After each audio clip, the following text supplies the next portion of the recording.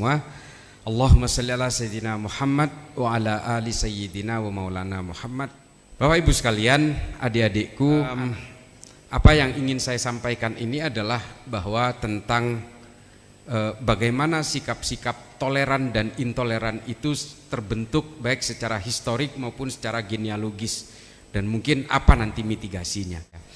Dalam 4 bulan terakhir saya mondar-mandir ke Timur Tengah. Yang pertama, ketika itu saya diundang oleh pemerintah Kerajaan Arab Saudi untuk menghadiri dan menyaksikan Yaumit Ta'sis, Hari Kebangkitan Saudi. Saudi ingin membuktikan kepada beberapa penggerak moderasi di seluruh dunia bahwa Saudi ingin berubah. Saudi ingin memutus mitos-mitos politik masa lalunya dengan masa depan mereka. Nah, ini kemudian diundang. Teman-teman kami juga diundang, baik muslim maupun non-muslim, datang ke Arab Saudi. Yang non-muslim ada di Jeddah dan kami yang muslim sekalian umroh waktu itu. Saudi ingin memutus mitos politik masa lalunya. Lalu kemudian saya dan beberapa teman-teman para aktivis moderasi beragama termasuk dari kawasan Arab dan beberapa teman dari Asia Selatan diundang untuk datang ke sana. Lalu kemudian yang terakhir saya baru datang juga dari Tunisia dan juga Libya, perbatasan dengan Libya kemarin, untuk mencari tahu apa sih kejadian-kejadian yang ada di sana. Ada satu hal yang membuat saya sedikit agak kaget. Ketika saya transit di Dubai, saya datang iseng-iseng ke toko buku di airport. Saya menemukan sebuah buku trilogi dari Stephen Hawking tentang Big Bang Theory, teori ledakan besar yang menurut Stephen Hawking itu adalah cikal bakal terciptanya alam semesta. Di buku itu ditulis tegas oleh Stephen Hawking, there is no God. The only God in the world, what we call science. Jadi Tuhan itu nggak ada, kata Stephen Hawking. Yang ada itu adalah satu-satunya Tuhan yang bernama ilmu pengetahuan. Kalau buku ini saya temukan di Amerika atau di Eropa, saya nggak heran. Ini saya temukan di Timur Tengah. Lalu kemudian saya lanjutkan perjalanan saya ke Tunis. Di sebuah kota kecil perbatasan Aljazair ada sebuah kota namanya Bofisha. Di situ ada toko buku, saya iseng-iseng masuk, saya perhatikan semua. Di situ saya menemukan buku yang selama ini menurut saya agak sedikit tabu kalau dibaca oleh orang-orang beragama yang tingkat keimanannya tipis dan ilmu pengetahuannya juga agak tipis. Ditulis oleh seorang dokter saraf dari Inggris namanya Richard Dawkins. Judul bukunya God Delusion. Jelas-jelas di situ mengatakan bahwa Tuhan itu tidak ada. Tuhan itu adalah 1,5 miliar saraf yang ada di dalam tubuh manusia. Kalau satu saja putus, organ tubuh, organ-organ motorik manusia tidak akan berfungsi normal. Apalagi kalau lehernya ditebak, maka manusia 100%, 1000% akan mati. Jadi Tuhan manusia itu adalah saraf. Manusia bisa hidup, bisa lahir sempurna karena jumlah sarafnya komplit. Ini kata Richard Dawkins. Kalau buku ini saya baca di Eropa atau saya dapatkan di Amerika, saya nggak heran. Saya tinggal 4,5 tahun di Amerika, saya sudah terbiasa akrab dengan berbagai buku-buku literatur ateisme atau buku-buku yang ditulis oleh The Four Horsemen seperti Sam Harris, Hitchens atau Dawkins. Saya sering baca juga di Amerika waktu itu. Saya nggak heran. Ini saya temukan di negara dengan penduduk 99,99% itu Muslim, dan di situ ada universitas tertua, universitas Islam tertua namanya Zaitunah University, yang melahirkan negara yang melahirkan pemikir-pemikir hebat. Sidi Bosaid, termasuk Ibnu Khaldun juga menulis kitab Al-Muqaddimah, ini magnum opus yang luar biasa, dan juga seorang penulis tafsir sains teologisme pertama di dalam Islam bernama Syekh Tahrir bin Ashur, menulis sebuah buku tentang terciptanya alam semesta dan tafsir-tafsir Al-Quran yang berbasis ilmu pengetahuan sains berjudul At-Tahrir wa Tanwir. Nggak ada yang baca ini. Sehingga apa yang terjadi hari ini, dunia Arab tingkat ateismenya paling tinggi di dunia, dan paling tinggi itu ada di Arab Saudi. Arab Saudi melahirkan perempuan-perempuan yang kemudian mengkonversi keimanannya menjadi ateisme. Rana Ahmad, Rahaf Al-Kunun, Dina Ali Sahnun, Ajla, Aywa. Hampir 5 dari 300 orang Saudi mengaku ateis. Ini hasil penelitian dari Gallup International tahun 2018. Mengapa tingkat ateisme tinggi di Arab Saudi dan juga di beberapa negara Arab, dan mengapa buku-bukunya Stephen Hawking dan Richard Dawkins bisa dijual di sana dan ada pembelinya? Karena agama tidak dihadirkan secara toleran. Agama dihadirkan menakutkan, dan Tuhan dihadirkan seperti hantu. Di Arab orang tidak bebas berekspresi, orang bebas membenci atas nama agama. Pelanggaran sedikit potong tangannya, pelanggaran lagi, mencuri lagi potong tangan kirinya, mencuri lagi potong kaki kanannya. Maka kemudian betul apa yang dikatakan oleh Sayyidina Umar, hukum yang kuat tidak akan menghadirkan agama yang berbasis akhlak. Tidak selesai di situ. Makanya ketika Presiden Ja'far Numeiri di Sudan mengubah undang-undang negara Sudan menggunakan undang-undang hudud yang berbasis syariah zaman dulu, maka akhirnya yang terjadi adalah perang sipil 25 tahun yang akhirnya memecah Sudan menjadi negara yang utara Islam, yang selatan Kristen, dan akhirnya terpecah belah. Makanya ketika Sayyidina Umar diminta oleh sahabat, Umar, kamu harus hukum pencuri onta itu supaya dipotong tangannya. Kata Sayyidina Umar, apakah hukuman ini yang akan menghentikan kelaparan rakyat saya? Kata Sayyidina Umar. Ditulis tuntas oleh Imam As-Suyuti dalam Tarikhul Hulafa. Lalu Sayyidina Umar menolak mengenakan hukuman yang kejam itu karena rakyat saya kelaparan. Dia mencuri unta karena keluarganya kelaparan. Dan hukuman seperti ini yang berusaha dihadirkan di beberapa negara Arab, lalu apa? Orang tidak ada respect terhadap hadirnya entitas-entitas ketuhanan di sana. Ini yang membuat kemudian Arab Saudi berubah total hari ini, bahkan rela mengubah hari kemerdekaannya. Coba bayangin, 17 Agustusnya dirubah coba. Artinya negara itu betul-betul ingin bermetamorfose terhadap satu bentuk yang baru. Perempuan lalu boleh nyetir, perempuan keluar rumah dan keluar negeri tidak harus didampingi mahram, perempuan boleh bekerja, ke mall tidak boleh ada segregasi, dan seterusnya. Dan apa yang dikatakan oleh Muhammad bin Salman dalam pidato Yaumit Ta'sis itu, dikatakan kalau Saudi masih tetap menggunakan hukum-hukum tafsir agama yang dikonversi menjadi hukum negara, maka Saudi akan menjadi negara paling primitif di dunia.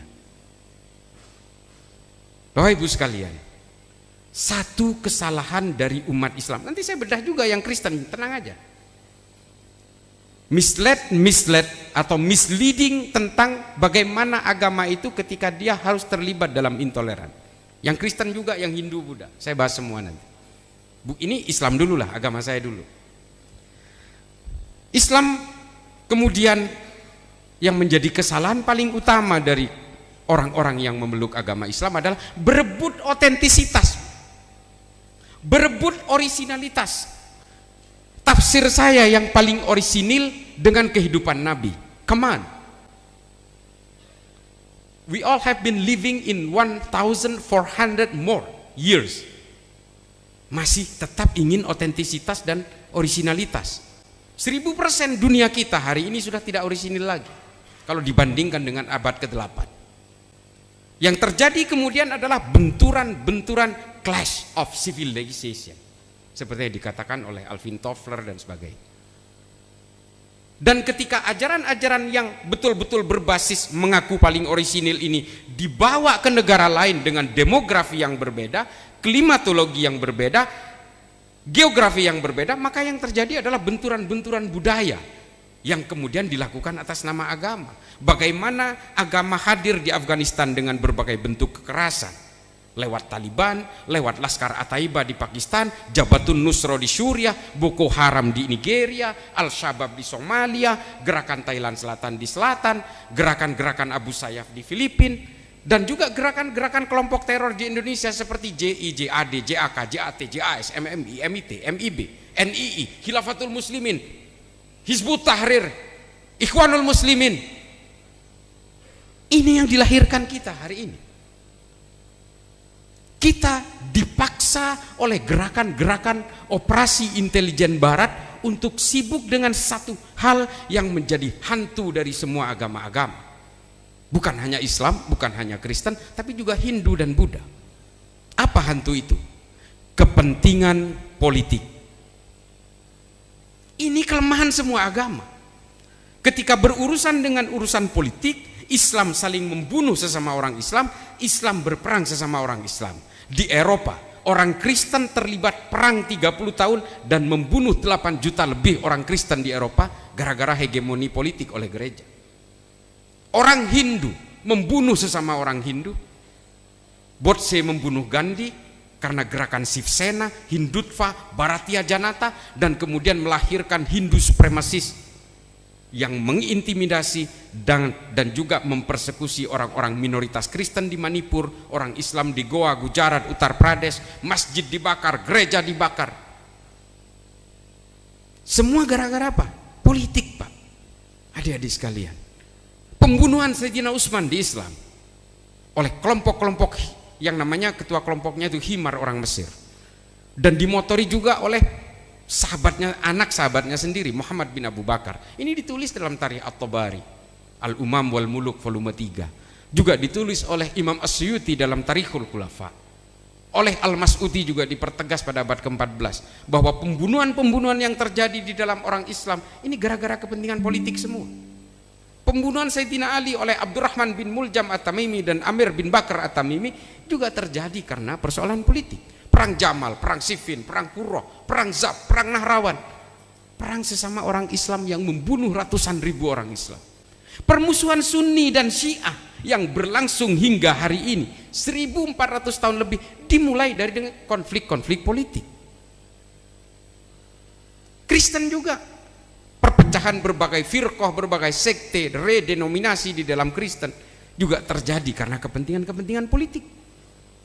Timbulnya sekte-sekte di dalam Hindu, Buddha, orang Buddha di Myanmar mempersekusi orang Rohingya yang beragama minoritas dan bersuku minoritas juga karena keinginan-keinginan hegemoni politik oleh kelompok namanya Asin Wiratu, orang-orang Buddha. Dan inilah yang membuat carut marut berbagai kelompok-kelompok agama di seluruh dunia menjadi intoleran, seolah-olah kalau memeluk agama harus siap untuk membenci orang yang berbeda, dan kemudian dihalalkan caci makinya. Atas nama agama, semua kejahatan akan terlihat terhormat. Kita selama ini lalai menyadari bahwa semua manusia, apapun agamanya, apapun sukunya, diciptakan oleh Tuhan yang sama. Kita semua ini pemeluk tafsir-tafsir agama. Untuk menganggap tafsir saya yang paling benar, tidak harus menyalah-nyalahkan orang lain. Kalau kita sudah merasa akan masuk surga, untuk apa juga ngulak-ngulik orang yang sudah kita hakimi akan masuk neraka? Apa tujuannya? Semua ini gara-gara kemudian, gara-gara politik, Pak. Kita sudah mengalami ini hari ini. 2014, 2019, kita semua terjebak dalam berbagai disparitas politik, diskriminasi politik, dan juga segregasi politik. Angka perceraian dari 2014, 2019, 1321, hanya gara-gara politisasi agama. Yang satu milih Jokowi, suaminya milih Prabowo, cerai, Pak. Coba, jangankan orang lain yang seagama, apalagi yang beda agama, suami istri bisa cerai. Ini silakan googling, itu ada datanya. Karena apa? Ketika politik-politik ini dibawa ke dalam ranah akidah, maka yang terjadi adalah pengkafiran-pengkafiran. Dan ketika perbedaan-perbedaan itu tidak diterima secara legowo, maka yang terjadi adalah aksi intoleran yang mengatasnamakan aturan Tuhan. Ini bukan nabi banget kalau di Islam. Nabi Muhammad ketika menguasai Madinah, apakah orang non-Islam di Madinah dipaksa memeluk Islam? Enggak ada sejarahnya, Pak. Mari kita bantah-bantahan soal ini. Saya belajar sejarah. Ada 6 rujukan utama, Ibnu Athir, Ibnu Katsir, Al-Mas'udi, Imam Asyuti, Tarikh At-Tabari, dan 1 penulis sejarah dari Edinburgh University, William Montgomery Watt. Tidak ada catatan pemaksaan keimanan oleh Nabi Muhammad ketika menguasai Madinah. Tidak ada. Saya siap debat kalau soal ini, kalau soal sejarah. Nabi justru mendamaikan orang yang berbeda. Suku Aus dan suku Khazraj ketika Nabi menguasai Madinah didamaikan, Pak. Ini bermusuhan ratusan tahun, didamaikan oleh Nabi. Orang Nasrani dan orang Yahudi yang biasanya berantem berebut ingin menjadi pemungut pajak dari kerajaan Sasanian dari Persia, didamaikan oleh Nabi. Udah nggak usah pajak-pajakan, biar kalian nggak berantem, nggak ada pajak. Orang Islam dikenakan zakat, orang non-Islam dikenakan jizyah. Udah selesai setahun sekali. Dan kemudian pendatang dan pribumi didamaikan, yang kemudian kita kenal dengan kaum Muhajirin dan kaum Ansor. Ini yang dilakukan Nabi, dan perbedaan yang disatukan ini kemudian oleh Nabi dibungkus dengan kesepakatan bersama, traktat, agreement yang disebut dengan Piagam Madinah.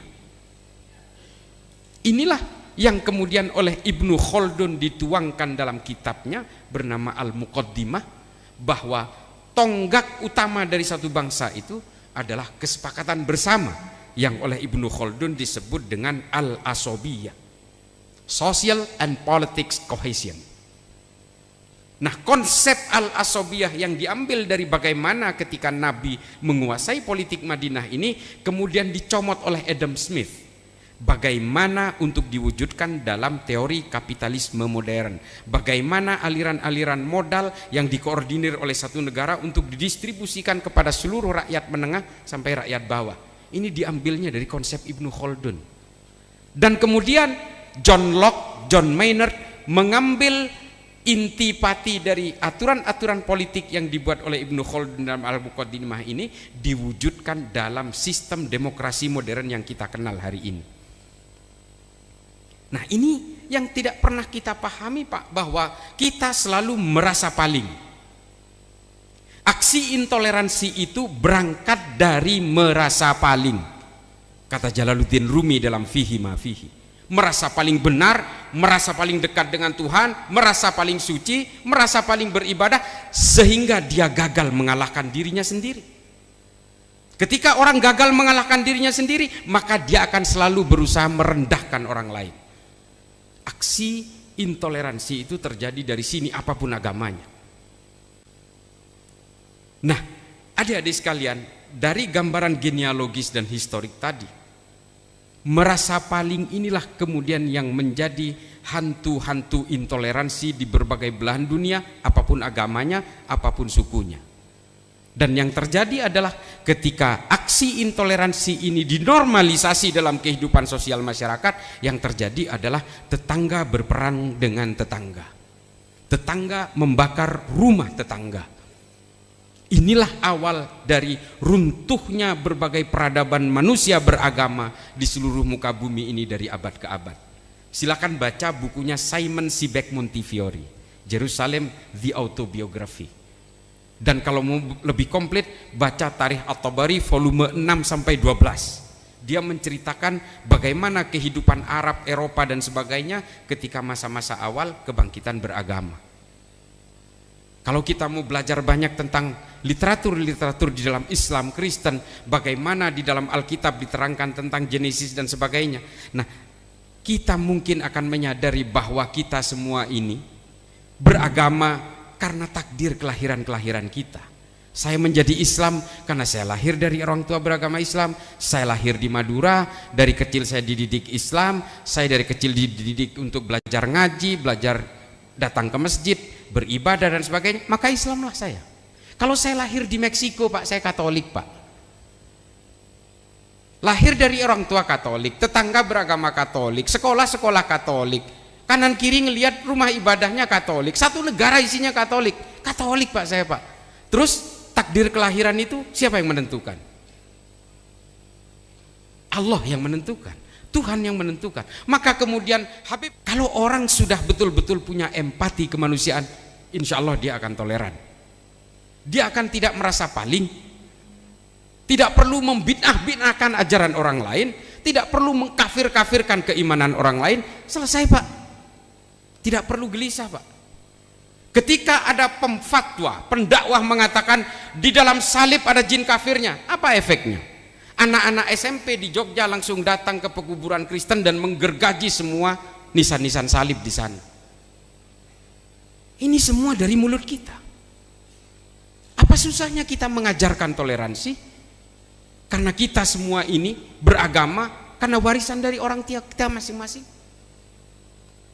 Takdir-takdir kelahiran kita yang menentukan agama kita. Kita tidak bicara hidayah, kita tidak bicara mu'alaf, kita berbicara tentang konsep dan takdir kelahiran dan kemudian menjadi keimanan-keimanan. Makanya, nah, adik-adik sekalian, Bapak Ibu sekalian, politik kemudian membuat hidup kita intoleran. Bahkan ulama kita tidak sanggup melawan pemikiran-pemikiran Stephen Hawking dan juga Richard Dawkins. Karena apa? Ulama kita sibuk berpolitik, Pak. Kita tidak lagi melahirkan Al-Khawarizmi, pencipta angka 0 dalam matematika. Kita tidak lagi melahirkan Jabir Ibnu Hayyan yang menemukan teori oksidasi dan fermentasi. Kita tidak lagi melahirkan Ibnu Sina yang melahirkan konsep-konsep teori anatomi tubuh manusia.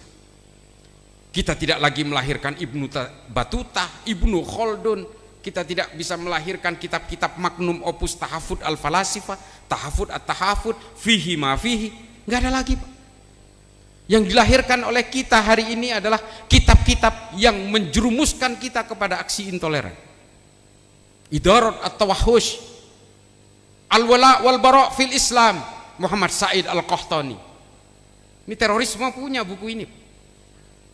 Kita semua terjebak oleh berbagai mousetrap orang-orang barat, supaya kita terus sibuk berpolitik dan kita saling mengkafirkan satu sama lain.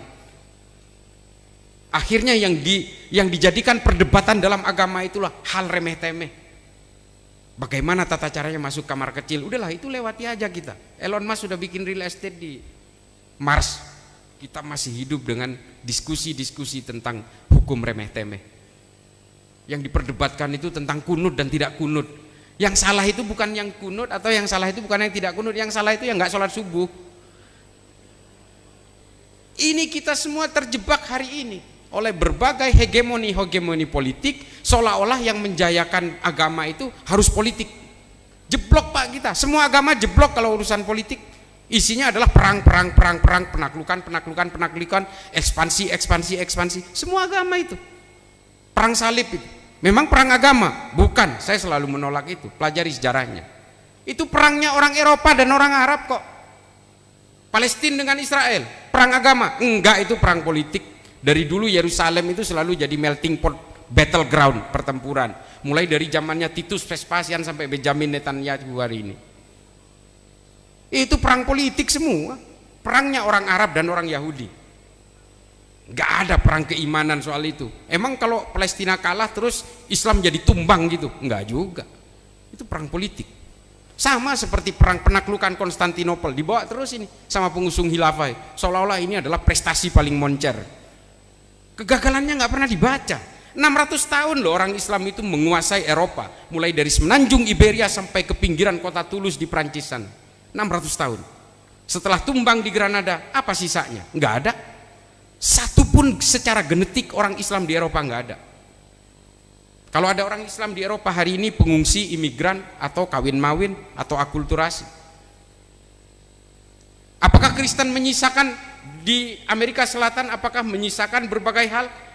Kecuali mereka itu hanya membunuh orang-orang Yucatan, Inka, Maya, Azteca yang dibantai habis karena menolak Katolik. Ketika berkenalan dengan politik, maka pemeluk agama berkenalan dengan brutalitas dan intoleransi. Hari ini bergeser, Pak. Sudah hampir 40 tahun orang Islam dilekatkan dengan terorisme.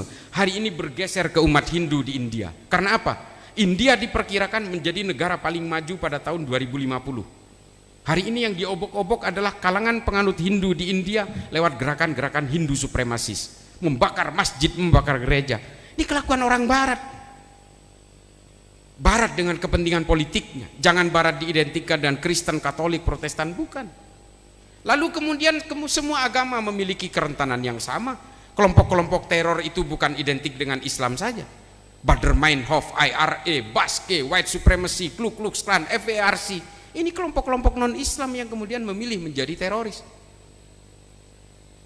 Adik-adik sekalian, mari kita belajar untuk lebih mengenal kemanusiaan supaya kita bisa hidup toleran. Kita tidak gelisah oleh perbedaan iman dan perbedaan tafsir. Kita semua ini kalau kita melihat Piagam Madinah yang Islam, melihat Piagam Madinah, maka ada 3 titik kunci dari semua pasal-pasal di dalam traktat Piagam Madinah itu. 1, Nabi menyadari sepenuhnya bahwa semua manusia apapun agamanya, apapun sukunya dilahirkan dengan harga diri yang sama. Coba baca, perhatikan pasal demi pasal, intinya ke sana. Yang kedua adalah apapun agamanya, apapun sukunya, semua orang yang berdiam di satu negara memiliki hak dan kewajiban yang sama. Yang ketiga adalah semua manusia apapun agamanya, apapun sukunya diciptakan oleh Tuhan yang sama. Makanya sampai Rasulullah wafat, orang Kristen, orang Yahudi masih ada di Madinah. Dan ketika orang Islam saling berperang sesama orang Islam karena persoalan politik, orang Kristen dan orang Yahudi nggak betah di Madinah, akhirnya pindah ke Levan, pindah ke Syria, pindah ke Lebanon, pindah ke Filistin. Itu yang terjadi. Jadi yang membuat orang tidak betah kepada Islam itu justru kelakuan orang Islam sendiri. Dan juga yang membuat tidak betah orang di Eropa yang kemudian pindah ke berbagai negara karena kelakuan orang Kristen sendiri. Dan yang membuat tidak betah penganut Hindu di India juga karena kelakuan orang-orang India sendiri. Makanya banyak imigran-imigran yang moderat, orang India itu ada di Amerika, bertabur di Indonesia juga banyak. Lalu kemudian yang paling terakhir adalah bahwa toleransi adalah titik balik dari bagaimana kita menjadikan agama sebagai bejana kemanusiaan dan kedamaian. Intoleransi akan melahirkan radikalisme, ekstremisme, dan juga terorisme. Titik kuncinya ada di sini. Dan kalau kita berbicara antara toleransi dan intoleransi, kita jangan bicara BNPT, kita jangan bicara Densus, kita jangan bicara polisi, TNI, kampus, jangan. Semuanya harus dimulai dari diri kita sendiri. Dari keluarga semua asalnya. Kalau kita salah mendidik anak, ini bagi yang nanti akan punya anak insya Allah. Kalau kita salah mendidik anak, maka anak kita akan menjadi pemaki. Kalau kita salah memberikan konsep beragama kepada anak, maka anak atas nama agama akan membenci. Nah, inilah yang terjadi. Semua dimulai dari keluarga. Dan keluarga-keluarga yang sakinah ini diharapkan bisa membentuk keturunan-keturunan yang bisa memajukan bangsa ini ke depan dan juga bisa mengawal peradaban manusia ke depan. Kelemahan kita kemudian adalah ketika kita tidak sanggup mengawal peradaban manusia, maka kemudian peradaban manusia akan lepas kendali dan tidak lagi melekat kepada konsep-konsep ketuhanan. Trennya begitu, Pak. Ateisme itu makin tinggi. Ini yang Islam-Islam pasti rajin mencatat, oh artis ini masuk Islam, oh almarhumah Sinead O'Connor masuk Islam. Kita bisa mencatat itu kan ada prosesinya, Pak. Ada baca syahadatnya. Tapi yang keluar Islam diam-diam pernah gak dicatat? Yang kemudian menjadi ateis banyak sekali. Saya kemarin di Tunis ketemu dengan kelompok kajian ateisme. Ketika saya di Rabat di Maroko, saya ketemu dengan kelompok ateisme yang justru organisasinya berbadan hukum. Ini negara-negara Arab. Nah, oleh karena itu, ini bukan persoalan teisme atau ateisme. Kita berbicara tentang kemanusiaan. Orang pemeluk agama lain, yang Islam memeluk Kristen, yang Islam melihat Kristen dan Kristen melihat Islam adalah melihat dari bagaimana akhlak kita. Bagaimana cara kita berlaku, bagaimana cara muamalah kita, bagaimana intimasi sosial kita. Oleh karena itu negara ini menjadi penting. Kalau kita tidak bisa menyelesaikan persoalan intoleransi di negara ini, lupakan 2045 generasi emas itu, lupakan aja, nggak akan sampai kita. Kita pasti akan terlibat dalam tetangga melawan tetangga, tetangga membakar tetangga, tetangga mencaci maki tetangga karena perbedaan iman, karena perbedaan pandangan atau perbedaan orientasi politik. Saya kira itu. Ada tanya jawab Pak Moderator? Udah 45 menit. Saya ingin bertanya Pak, bagaimana kita menyikapi dua pandangan berbeda, yaitu pandangan pertama yang mengatakan seharusnya agama dan politik itu dipisahkan karena anggapan bahwa agama adalah sesuatu yang hanya menyangkut diri sendiri dengan Tuhannya, sedangkan pandangan yang kedua adalah pandangan yang mengatakan bahwa agama dan politik harus berjalan beriringan karena politik membutuhkan agama sebagai legitimasi, sedangkan agama membutuhkan politik untuk penyebarannya. Bagaimana kita menyikapi bahwa agama dan politik tidak boleh dipisahkan dan agama harus seiring sejalan. Jadi di dalam satu postulat tentang politik dan agama yang ditulis oleh Imam Ghazali dikatakan bahwa agama dan politik itu seperti saudara kembar. Dalam hal ini Islam ya, karena Imam Ghazali menulisnya di situ sebagai Islam. Islam dan politik itu adalah seperti saudara kembar. Artinya kalau saudara kembar itu adalah berjalan seiring sejalan, saling mengawasi, saling menolong, saling membantu, tapi tidak saling menunggangi. Nah ini yang menjadi penting adalah ketika Imam Ghazali menganalogikan sebagai bahwa agama dan politik itu harus seiring sejalan, bukan saling tumpang tindih, bukan saling menunggangi. Artinya apa? Ini saling mengawasi. Nah maka kemudian apa yang ditulis oleh Imam Ghazali dalam Al-Mustadhariyah dikatakan bahwa orang Islam yang mampu berpolitik silakan berpolitik, bukannya tidak boleh. Untuk apa? Untuk mengawal supaya produk-produk politik tidak keluar dari maqasidus syariah.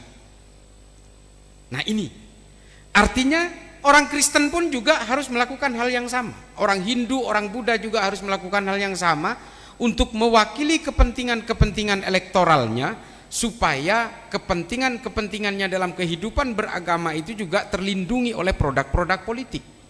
Nah maka ini juga yang menjadi rujukan utama saya kalau kita baca kitabnya Syekh Utsama Said Al-Azhari, judulnya Al-Haqqul Mubin, mengatakan bahwa kelompok-kelompok radikal ini memang selalu berusaha mendevaluasi negara dan kemudian menciptakan normalisasi terhadap kehidupan intoleransi lewat produk-produk politik.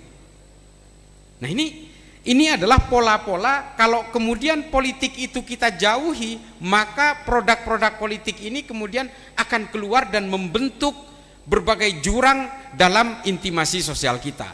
Kita akan sibuk membangun tembok tapi kita lalai membangun jembatan. Ini kata Syekh Utsama Said Al-Azhari.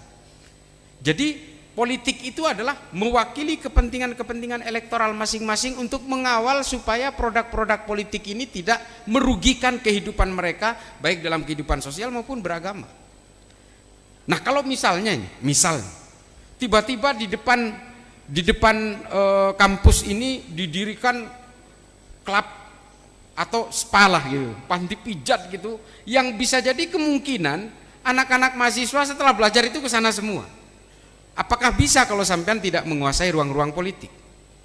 Maka kalau sampean itu bisa menguasai ruang politik di parlemen atau di legislatif, maka itu bisa digusur dengan kekuatan-kekuatan politik. Nah ini perlunya, makanya kalau kata Imam Ghazali itu adalah ruang politik ini silahkan digunakan untuk mengawal supaya produk politik tidak keluar jalur. Tapi jangan lupa, kata Ibnu Rushd dalam Tahafud at-Tahafud, tapi kalian yang mampu berpolitik silahkan berpolitik, tapi jangan gunakan agama sebagai tunggangan-tunggangan untuk mencapai kekuasaan politik.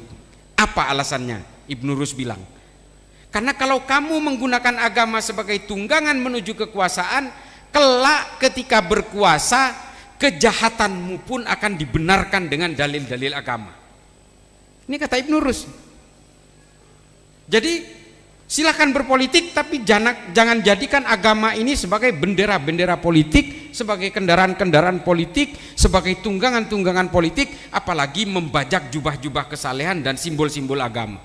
Makanya ketika ada partai baru berdiri, dia mengatakan, mari kita jadikan masjid sebagai jihad politik. Saya tolak keras ini. Ajaran siapa ini? Khalifah Umar bin Abdul Aziz pernah betul-betul mati-matian berusaha menjauhkan berpolitik di dalam masjid. Sampai kemudian Khalifah Umar bin Abdul Aziz, khalifah kelima dari Bani Umayyah, membuat aturan khotib dalam penutupnya harus membaca surat An-Nahl ayat 90. Innallaha ya'muru bil adli wal ihsan wa ita'i dzil qurba wa yanha 'anil fahsya'i wal munkari wal baghi ya'idukum la'allakum tadhakkarun. Ini harus dibaca supaya orang tidak berpolitik di masjid. Kata Khalifah Umar ketika itu, percuma kalian itu sholat bareng-bareng di masjid, setelah keluar dari masjid kalian saling bacok hanya gara-gara berpolitik di masjid. 60 tahun Bani Umayyah terlibat dalam politisasi masjid, hingga akhirnya pada zaman Khalifah Umar semua ini dihilangkan. Bahaya Pak. Jangankan politik, penipuan atas nama agama, kampung kurma, kampung syariah, umroh, haji, ini juga jamak kok terjadi, apalagi soal politik. Bahaya.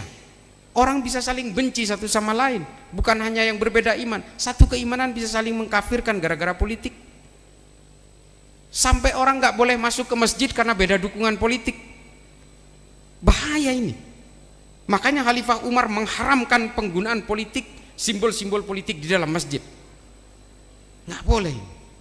Nah, tradisi dari Khalifah Umar ini ada sampai sekarang. Jadi adik-adik sekalian, nanti kalau udah lulus, yang mampu berpolitik, berpolitiklah kalian. Harus. Kalau enggak nanti diisi orang-orang jahat dunia politik kita ini. Sama seperti Swedia atau seperti Denmark yang kemudian meninggalkan asas-asas ketuhanan, yang memperbolehkan bakar Quran, bakar Injil boleh dan sebagainya. Ini kan betul-betul humiliation terhadap nilai-nilai keimanan orang. Nggak boleh. Jangan atas nama kebebasan lalu kita seolah-olah tidak punya norma dan etika apapun. Nah kemudian, nah ini bagaimana tentang politisasi agama? Saya sudah ceritakan tadi. Politisasi agama ini bukan terjadi hari ini. Sekelasnya Rasulullah loh, sekelasnya Rasulullah Kanjeng Nabi Muhammad pun dituduh tidak adil oleh Zulhuwaisirah At-Tamimi. Lalu kata Nabi, kalau saya tidak bisa berbuat adil, lalu siapa lagi? Saya ini Rasulullah, kata Rasulullah, kata Kanjeng Nabi. Dari sejak itulah kemudian Rasulullah mengatakan orang-orang seperti Zulhuwaisirah inilah nanti yang akan seperti anak panah yang lepas dari busurnya. Dan betul diteruskan oleh Amir bin Bakar At-Tamimi, Abdurrahman bin Muljam At-Tamimi, dan kok semuanya bisa Bani Tamim itu loh. Saya tidak ingin mendiskreditkan At-Tamimi yang ada di Indonesia, tapi orang-orang yang tergabung dalam Khawarij ini kok semuanya At-Tamimi dan datangnya dari Najd semua. Termasuk ketika kebangkitan Saudi, Muhammad bin Abdul Wahab At-Tamimi juga dari Najd juga. Nah ini bagaimana pendapat Bapak tentang suatu lembaga agama yang sudah mulai saling membenci? Apa yang dapat? Nah ini saya ulangi sekali lagi bahwa ketika agama ini belum diserang oleh negara api yang bernama kepentingan-kepentingan politik dan ideologi transnasional ini, sebenarnya kita aman-aman aja kok, santai aja. Saya ingat betul itu, saya ini sekolahnya di Madura SMA. Madura itu kan ya udahlah, pokoknya 100% itu agamanya kalau nggak Islam ya NU gitu. Kalau kata Cak Nanto itu, karena saking banyaknya orang NU itu di Madura itu 90% Nahdlatul Ulama, 10%-nya 90% Islam, 10%-nya Muhammadiyah, kata Cak Nanto. Nah ini adalah gambaran saya sekelas itu dengan 2 orang Hindu dan 3 orang Katolik dari Surabaya. Aman Pak, aman sekali. Hari ini 5 orang teman saya yang non Islam itu ditendang oleh admin dari WA Group. Coba alasannya saya tanya, Hasanah, nama adminnya Hasanah. Hasanah, kenapa kamu usir yang 5 orang yang berbeda agama? Ya supaya kita enak lah nge-share hadis segala macam. Coba, ini kan negara api sudah mulai menyerang ini. Kita nggak boleh seperti itu Pak. Saya betul-betul menjelajah dunia Arab itu. Saya menjelajah Amerika itu. Saya menjelajah Amerika Selatan. Setengah dari belahan bumi ini sudah saya datangi semua. Coba, come on, you name it. Negara-negara di Afrika yang berkonflik. Mulai dari Afrika Selatan, Somalia, Mozambik, Tanzania, Republik Afrika Tengah, Nigeria, Sudan, Mali, Burkina Faso, Liberia, Monrovia, semua udah saya datangi semua. Dan semua itu tadinya tentrem, ayem, enak, guyup.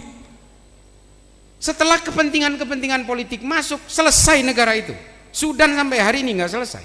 Itu gara-gara ada salah satu tokoh torikoh yang terpapar oleh paham kebencian, menyembunyikan Osama bin Laden 3,5 tahun di Sudan, dan setelah itu semua orang belajar tentang kebencian. Somalia itu Pak, nih saya cerita, karena begini, Somalia ini aneh, 100% negara itu agamanya sama, manhajnya sama, aliran agamanya sama, ulamanya semua sama. Kalau nggak lulusan Mekah, lulusan Madinah. Kalau nggak lulusan Ummul Qura, dia lulusan Jamaah Al-Islamiyah dari Madinah. Semua ulamanya. Saya sudah 3 kali masuk ke Mogadishu. Setengah negara itu dikuasai oleh the government of Somalia, yang setengahnya lagi dikuasai oleh kelompok teroris paling brutal di negara tanduk Afrika dan Afrika Timur, namanya Al-Shabaab. Agamanya sama, manhajnya sama, madhabnya sama. Satu negara ini sepakat mengharamkan musik, satu negara ini sepakat mengharamkan rokok, satu negara ini sepakat mengharamkan pendirian gereja, vihara Buddha. Semua sepakat, tapi perangnya nggak selesai-selesai Pak sampai hari ini. Dulu ada kelompok minoritas namanya Al-Azhariyah, ada di bagian utara, terusir Pak ke Tanzania. Satu negara ini hari ini 100% pemeluk Wahabi semua, tapi perang satu sama lain Pak. Apa yang membuat mereka berperang? Orientasi politiknya beda. Yang satu dibiayai Saudi, yang satu dibiayai Qatar. Ini loh politik yang kemudian mengubah perilaku semua pemeluk agama ini. Penggunaan politisasi agama ini kemudian mengajarkan kita tentang kebencian. Ulama-ulama lebih sibuk ngurusin politik daripada membawakan kitab-kitabnya Tahrir bin Asyur tentang proses penciptaan bumi yang ditulis dalam Tahrir wa Tanwir untuk melawan pemikiran Hawking, Dawkins. Ulama nggak ada lagi yang sanggup melawan itu. Baik pemuka Kristen, Hindu, Buddha, nggak ada lagi. Dan hari ini literatur kita betul-betul dipenuhi oleh dengan sekularisme, liberalisme, ateisme, dan seterusnya. Agama makin tergerus Pak. Di Amerika itu banyak gereja yang tutup. Termasuk kampus saya ini adalah gereja yang tutup karena nggak ada jemaatnya lagi. Yang dijadikan justru sekolah Islam. Saya tidak mau bahas soal Kristen dan Islamnya, tapi bagaimana rumah ibadah kehilangan jemaatnya coba. Karena apa? Karena tergerusnya keimanan orang-orang. Setelah mau mati baru ingat Tuhan. Ini yang terjadi di banyak negara. Dan di Tunis sendiri, bahkan ada masjid yang hampir tutup karena kalau Jumatan itu jamaahnya kurang dari quorum. Di sebuah kota kecil namanya Eljan. Karena nggak ada. Kalau Jumatan itu hanya 4-6 orang isinya. Akhirnya ditutup, tidak mengadakan Jumatan, hanya sholat-sholat ketika sholat-sholat biasa 5 waktu. Nah ini semuanya tergerus Pak. Gerakan-gerakan kita bukan berarti menganggap orang beragama pasti bagus, nggak juga. Orang ateis juga kalau soal moral bagus. Karena ukuran moral itu bukan dari pemeluk agama apa. Bukan karena dia beragama atau tidak, tapi ukuran moral. Nah ini juga ini sedikit jawaban yang terakhir tadi. Kalau di dalam pemikiran Immanuel Kant, karena saya Kantian, filsafatnya saya Kantian dan juga saya Ibn Rushd, bahwa moral manusia itu tergantung 3 hal. 1, human nature, bawaan lahir. Semua manusia itu bawaan lahirnya itu bisa bermoral baik atau bermoral jahat. Semua manusia punya potensi itu. Yang kedua adalah God, agama di situ. Semua agama meminta manusia untuk berakhlak baik. Yang ketiga adalah social circumstances, lingkungan sosial yang akan membentuk orang itu menjadi jahat atau menjadi baik. Secara lahir dia jadi orang baik. Secara agama dia diminta untuk jadi orang baik. Ketika besar dia hidup di lingkungan bajingan, jadi bajingan dia. Maka 3 faktor inilah yang harus menjadi satu kesatuan. Dia lahir jadi orang baik. Dia nggak beragama nih, nggak punya agama sama sekali. Taruhlah ateis atau agnostik. Tapi dia hidup di lingkungan orang-orang yang penuh dengan empati kemanusiaan, dia dia akan jadi orang baik. Makanya kata Abu Bakar Ahmad Ad-Dinawari dalam Al-Mujalasah wa Jahirul Ilmi, ukuran moral manusia yang paling hebat, paling baik itu adalah orang yang mau mati-matian membela tanah airnya. Ya, bahwa apa yang ditulis oleh Abu Bakar Ahmad Ad-Dinawari itu di dalam Al-Mujalasah wa Jahirul Ilmi, moral manusia paling baik dan berada pada tataran level tertinggi adalah para pejuang yang membela tanah airnya. Ini nanti ada hadisnya, ini ada kisahnya. Jadi orang tidak dilihat apakah dia pembela agama, maka dia akan dikatakan moral tertinggi. Menurut Abu Bakar Ahmad Ad-Dinawari tidak. Karena apa? Orang yang membela tanah air mati-matian, bahkan sampai mati membela tanah airnya, itu maslahatnya dirasakan oleh orang satu negara. Kalau dia membela agama, maslahatnya hanya dirasakan oleh pemeluk agama itu saja. Tapi yang lebih besar maslahatnya dirasakan oleh orang ketika dia mati di akhirat nanti. Artinya maslahatnya itu lebih banyak dirasakan buat dirinya sendiri daripada dirasakan orang lain. Makanya tataran moral itu, kata Syekh Abu Bakar Ahmad Ad-Dinawari, adalah orang yang membela negaranya. Nah, kalau kita melihat ini, kita kemudian mengacu kepada satu kejadian dalam perang Uhud. Salah satu korban perang Uhud itu orang Yahudi, Pak, bukan orang Islam.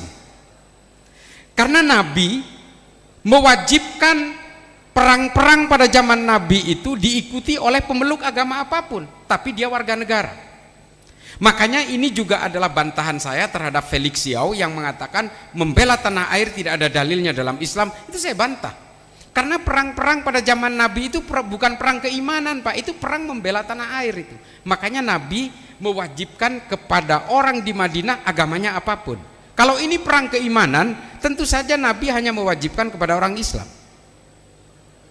Tapi Nabi mewajibkan kepada orang di Madinah yang beragama apapun, karena ini perang membela tanah air. Contoh, perang Uhud itu terjadi hari Sabtu, Pak. Salah satu orang yang berperang di perang Uhud itu orang Yahudi, namanya Mukhairik ibnu Ta'labah. Karena hari Sabtu itu adalah hari Sabat bagi orang Yahudi yang tidak boleh keluar rumah. Ketika perang itu akan dilakukan pagi-pagi, Mukhairik ingin keluar rumah. Lalu oleh istrinya ditegur, Mukhairik, kamu mau kemana? Ini kan hari Sabat, kita tidak boleh melakukan aktivitas, bahkan menyalakan lampu saja tidak boleh, kata istrinya. Lalu Mukhairik mengatakan, istriku, saya harus membela Muhammad karena saya merasakan hidup nyaman dan tentram di Madinah ini di bawah kepemimpinan Muhammad. Kata Mukhairik, ambil saya secari kertas, kata Mukhairik. Lalu diambilkan secari kertas oleh istrinya. Lalu Mukhairik menulis sebuah wasiat, kalau saya mati dalam perang Uhud ini, maka 3 kebun kurma akan saya hibahkan kepada Muhammad. Berangkat dia berperang, gugur, Pak, meninggal.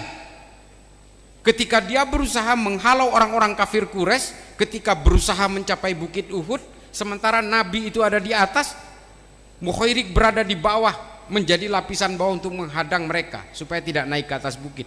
Gugur. Sahabat bingung, ya Rasulullah, ini Mukhairik ini mau kita apakan ini?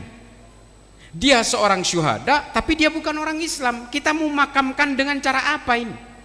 Lalu kata Rasulullah, nggak usah bingung, serahkan Mukhairik ini kepada keluarganya, biarlah keluarganya memakamkan sesuai dengan keyakinannya. Urusan Mukhairik akan masuk sorga atau masuk neraka, biarlah Allah yang akan memutuskan.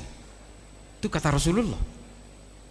Lalu keluar hadis yang direkam oleh Imam Bukhari dan Sahih, dikatakan Mukhairik adalah sebaik-baiknya orang Yahudi. Hadis itu hanya merekam kalimat ini, tapi kisah di belakangnya ini ditulis oleh para ahli sejarah termasuk Imam At-Tabari dan juga Imam As-Suyuti dan juga Tarikhul Hulafa karangan Al-Mas'udi. Cerita ini tidak pernah disampaikan, Pak, karena orang-orang Arab itu maunya kita selalu bermusuhan dengan orang Yahudi karena terkait Palestina dan Israel itu. Kisah ini pertama kali yang mengeluarkan adalah seorang ahli sejarah Mesir, Faraz Faudah, dan gara-gara mengeluarkan kisah ini dia ditembak mati di dalam mobilnya di Nasir City. Kita betul-betul ingin diungkap dengan sejarah-sejarah nggak nyaman ini, seolah-olah kita itu nggak boleh belajar dari sejarah. Kita harus belajar dari sejarah untuk melihat masa depan.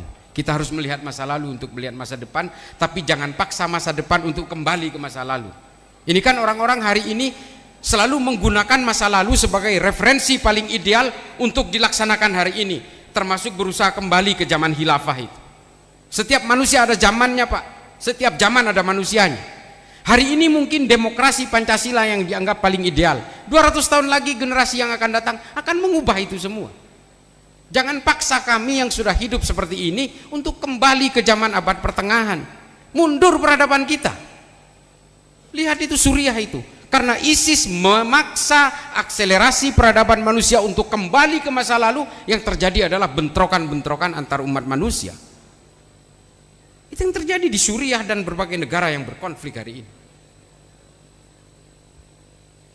Oleh karena itu, adikku sekalian, moral untuk percaya bahwa adanya Tuhan, yang membawa Tuhan yang bernama ajaran-ajaran teologis ini, agama. Kalau kalian tidak percaya kepada agama, seharusnya tidak percaya juga dengan adanya Tuhan. Maka ketika kalian memilih untuk percaya adanya Tuhan, maka kalian memilih untuk beragama. Karena konsep-konsep ketuhanan, identifikasi ketuhanan, dan juga membangun kesalehan-kesalehan dan hubungan transendental itu disediakan oleh agama. Kalau kalian hanya percaya adanya Tuhan tapi tidak ada percaya agama, maka moral, etik, dan akal budi tidak akan berjalan. Itu yang diinginkan oleh kita. Kita percaya Tuhan, maka akhirnya kita hanya sibuk untuk mengendalikan diri sendiri tanpa membangun intimasi sosial dengan orang lain. Kita hanya ingin cari selamat sendiri untuk di akhirat. Makanya kemudian menjadi penting bagi kita adalah dengan beragama dan tetap berpegangan kepada akal budi dan moral etika. Nah, ini buku yang ditulis oleh Imam Ghazali dalam Tahafud al-Falasifah. Yang penting itu adalah bukan hanya agama, bukan hanya keyakinan kepada Tuhan, tapi juga moral-moral dari diri kita untuk tetap dijaga supaya akhlak kita ini bisa mengawal kita dan mengawal kita ketika berhubungan dengan orang lain. Akhlak itu bukan hanya untuk kita. Akhlak itu yang ingin ditunjukkan oleh kita bahwa supaya kita dihargai orang lain, dan orang lain supaya bisa dihargai oleh kita tetap berpegangan kepada moral, etik, dan akal budi yang di dalam Islam disebut sebagai akhlakul karimah. Nah, pemikiran Abu Bakar Ahmad Ad-Dinawari dalam Al-Mujalasah ini diambil oleh Jürgen Habermas untuk dijadikan konsepsi dasar teori Verfassungspatriotismus, teori bela negara secara konstitusional, dan juga menjadi ide dari Michel Foucault dalam Reward and Punishment, bukunya dia tahun 78. Ini ukuran moral itu. Jadi adik-adikku sekalian, kalau hari ini kemudian orang ormas ini, ormas itu cenderung terlibat dalam friksi, konflik horizontal dan sebagainya, pasti ada kepentingan politik. Taliban, wah mereka dulu solid dengan Northern Alliance ketika mengusir komunis, diusir, berhasil. Setelah musuhnya diusir, apa yang terjadi? Mereka berperang satu sama lain antara Taliban dan Northern Alliance. Dan ketika hari ini mengusir Amerika keluar dari Afghanistan, apa yang terjadi? Mereka berperang dengan ISIS Khurasan. Dan begitu seterusnya, Pak. Ini pola juga yang terjadi di dalam dunia Islam, Kristen, Katolik, semua mengalami ini. Ketika mereka berkuasa, musuhnya bukan orang lain, tapi justru sesama mereka. Islam juga demikian kok. Nah, kemudian itu yang bagi adik-adik mahasiswa, yaitu tadi kembali, kalau kalian mau berpolitik, berpolitiklah kalian, tapi jangan kemudian jadikan politik ini sebagai alat pemecah belah. Kalian boleh membangun tembok-tembok, ini biasa, ini lumrah. Dalam beragama juga kita diminta untuk membangun tembok-tembok. Kita tidak boleh berkompromi dalam soal keimanan, tapi kita harus penuh dengan kompromi ketika berbicara intimasi sosial. Kalau adik-adik tidak mau kompromi, nggak mungkin beli ke Indomaret. Itu bukan punya orang Islam. Di dalam baju kita ini melibatkan banyak orang. Baju saya ini ya nggak usah disebutin merek, tapi saya lihat made in Bangladesh. Terus celana saya ini karena mereknya Zara ya, ini buatan Sri Lanka. Belum tentu orang Islam ini. Terus ada seruan jangan belanja ke toko yang tidak dimiliki orang Islam. Sampai kapan kita hidup seperti itu? Wong kita ini keterlibatan semua orang di dalam kehidupan kita ini banyak sekali. Kalau kita gelisah oleh berbagai perbedaan, ya kita mati aja udah. Nah ini kemudian itu adik-adik sekalian pahami bahwa kita ini semua memang dirancang oleh Allah secara berbeda-beda, secara sengaja, bahwa kita itu supaya lita'arofu kalau di dalam Al-Quran, bahwa manusia dijadikan bersuku-suku dan berbangsa-bangsa supaya saling mengenal dalam segala perbedaan itu. Kita nggak mungkinlah sama. Nabi-nabi diturunkan secara bertahap, kitab suci diturunkan secara bertahap. Ini kan supaya kita mengenal berbagai perbedaan itu. Ini beberapa miliar manusia yang sudah mati, beberapa miliar yang hidup hari ini, dan berapa miliar yang akan hidup di masa depan. Kekuasaan Allah ada di sini. Sidik jarinya berbeda. Nggak mungkin kita harus memaksakan sama. Pasti kita hidup berbeda dan sadari bahwa perbedaan itu sunnatullah. Maka kita harus pernah terpapar oleh ajaran ajaran kanan ketika membaca bukunya Said Qutb judulnya Ma'alim Fitorik.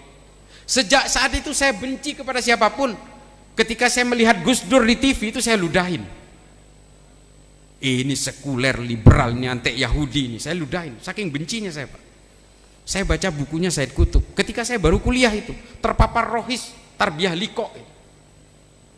Setelah itu gila ini, apa mungkin sih manusia diciptakan menjadi orang, menjadi zombie-zombie seperti saya?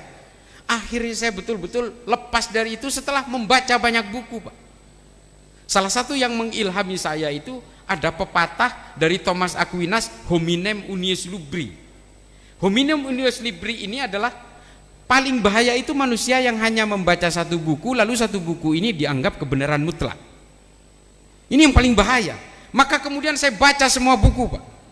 Sampai hari ini. Saya buku-buku kiri, Das Prinzip Hoffnung tentang ateis saya baca. Buku-bukunya Feuerbach saya baca. Apalagi Das Kapital, udah 3 kali hatam saya. Karena nggak paham-paham saya. Nah kemudian buku-buku kiri termasuk anarkisme Mikhail Bakunin, termasuk terbentuknya komunisme saya baca semua. Manifesto kebudayaan. Dan juga teori-teori tentang jihad, marhalah dan sebagainya yang ditulis oleh Muhammad Qutb dalam Jahiliyatul Qarnil Islin, Abu Bakar Naji dalam Idarat At-Tawahhus, semua saya baca. Al-Halal wal Haram fil Islam. Ada buku-buku yang menghalalkan musik dan mengharamkan musik, saya baca semua. Yang mengharamkan rokok dan menghalalkan rokok, saya baca juga. Abu Bakar An-Nabulsi namanya. Saya baca semua. Ini saya nggak pakai konsep, nggak pakai teks, semua hadir aja sendiri. Itu Pak Rektor, makanya saya cerita saya harus ngopi. Kalau saya bicara seperti ini hadir sendiri semua ini. Tang. Apa yang saya baca muncul sendiri. Nah ini yang membuat saya itu, kalau kata orang Jawa, orang gumunan. Saya nggak kaget. Oh Big Bang Theory, alam semesta terjadi karena 2 ledakan besar berdasarkan pergerakan 2 kutub positif, energi positif dan negatif yang digerakkan oleh mekanika kuantum. Kata Stephen Hawking, ketika ledakan terjadi maka pecahan itu menjadi serpihan alam semesta yang kemudian menciptakan orbit-orbit sendiri karena adanya mekanika kuantum itu. Nah ini, tapi saya nggak kaget, kenapa? Saya sudah baca At-Tahrir wa Tanwir dari At-Tahrir bin Ashur, seorang ulama penemu sains teologisme dari Tunisia yang membedah dari kandungan Al-Quran bagaimana terciptanya alam semesta. Hampir sama dengan Big Bang Theory Pak, cuma kesimpulan akhirnya Stephen Hawking menyimpulkan tidak ada Tuhan, tapi Syekh Tahrir bin Ashur menyimpulkan ada peran Tuhan di situ. Cuma Tuhan menciptakan alam semesta ini setelah menciptakan air lebih dulu. Ini kata Al-Quran. Enggak ada ulama yang mau menyuarakan ini Pak. Makanya Stephen Hawking ini bergerak sendirian. Makanya ateisme ini makin laku di banyak anak-anak muda hari ini. Kenapa? Ulamanya sibuk berpolitik bos. Itu loh, sibuk apa? Mengkafir-kafirkan orang lain yang berbeda. Marilah kita kembalikan ilmu pengetahuan ini kepada Islam, supaya apa? Kita punya jawaban terhadap tudingan-tudingan dari Dawkins, Hitchens, Harris, dan juga Stephen Hawking. Nah itu, adik sekalian ya, mari kita majukan agama dan bangsa ini dengan ilmu pengetahuan, apapun agamanya. Jangan dengan politik. Kalau politik jeblok semua, gagal semua. Sampai hari ini saya itu masih menjadi legal advisor untuk pemerintahan Somalia, untuk melawan terorisme. Saya makan gaji buta, Pak Rektor. Sampai Oktober nanti SK saya baru berakhir. Kenapa saya makan gaji buta? Setiap rapat selalu saran saya, what do you think Islah about our country? Saya bilang, you have to make Pancasila in your own. Dan mereka tidak pernah bisa. Ya udah, nasihat saya gitu aja terus. Bikin Pancasila. Makanya saya bilang saya makan gaji buta.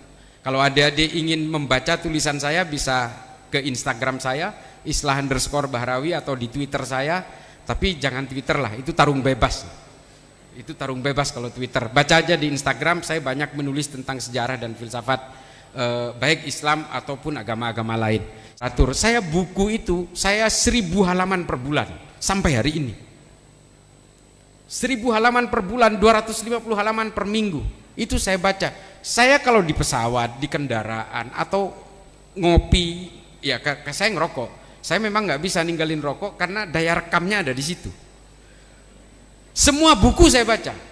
Sekian, terima kasih. Mudah-mudahan ini bisa menjadi maslahat bagi kita semua. Wallahul muwaffiq ila aqwamit thoriq. Wassalamualaikum warahmatullahi taala wabarakatuh. Baik, kita berikan aplaus untuk Guru Islah.